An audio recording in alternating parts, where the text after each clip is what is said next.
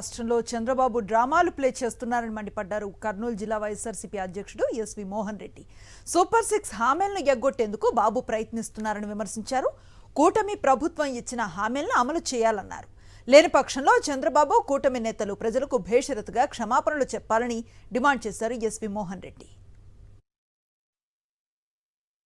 ఈరోజు చంద్రబాబు నాయుడు నిన్న ఆయన చేసినటువంటి డ్రామా ఎంత డ్రామా ప్లే చేస్తున్నాడంటే ఆయన యాక్షన్ అయితేనేమి ఆయన డ్రామా అయితేనేమి నిజంగా ఆస్కార్ అవార్డు ఇవ్వచ్చు. చంద్రబాబు నాయుడు గారికి ఆస్కార్ అవార్డు ఇవ్వాలని మేము కూడా రికమెండ్ చేస్తాం.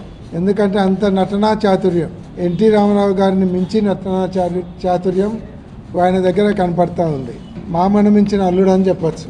ఎందుకంటే ఆయన ఏవైతే సూపర్ 6 అని హామీలు ఇచ్చినాడో అవన్నీ ఎగరగొట్టడానికి నిన్న దాదాపు 1.5-2 గంటలు సినిమా చూపించినాడు. ఎట్లా ఎగరగొట్టాలనే దానికి ఆయన ఒక పథకం తయారు చేసుకొని, మా దగ్గర డబ్బులు లేవు, అసలు దిగుతే తెలుస్తుంది లోతు, సముద్రం లోతు, ఆ అప్పులేమో కొండల్లాగా ఉన్నాయి, ఇవన్నీ కహానీలు చెప్తా ఉన్నాడు.